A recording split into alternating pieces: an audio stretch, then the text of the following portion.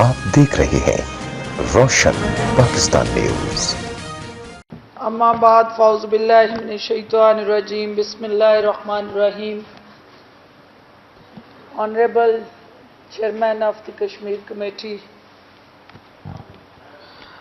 फ़ख्र इमाम साहब, हुर्रियत लीडर, आज के इस प्रोग्राम के होस्ट जनरल रज़ा साहब, स्टेज पे तशरीफ़ फरमा, रिस्पेक्टेबल्स, मेरे सामने तशरीफ़ फरमा पाकिस्तान के उस थिंक टैंक और 22 करोड़ अवाम के जज्बात एहसासात का एक रिफ्लेक्शन देने वाले सिविल सोसाइटी, मीडिया और पाकिस्तान के मुख्तलिफ मकतबा फ़िक्र से ताल्लुक़ रखने वाले तशरीफ़ फरमा मोअज़्ज़ज़ ख़वातीन व हज़रात, अस्सलामु अलैकुम। John साहब, I'm glad to grace this occasion क्योंकि जो कश्मीर का और पाकिस्तान का एक जिस्म और रूह का रिश्ता है,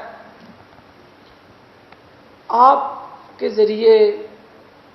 उस रिश्ते को ताकत और तक़वियत मिलती रहती है और ख़ुसूसी तौर पे जो पाकिस्तान की कौमी सलामती, पाकिस्तान का दिफा, और फिर हम ये कहते हैं कि कश्मीर हमारा दिफाई हसार है, तो उस दिफाई हसार के साथ जुड़ा एक ऐसा थिंक टैंक जो पाकिस्तान की टेरिटोरियल इंटेग्रिटी, सॉवरेनिटी और रीजनल इश्यूज जिनके साथ डीपली इंटरकनेक्टेड है,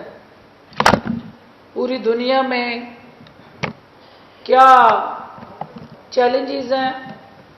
रीजन के चैलेंजेस क्या हैं और हमारे डोमेस्टिक चैलेंजेस क्या हैं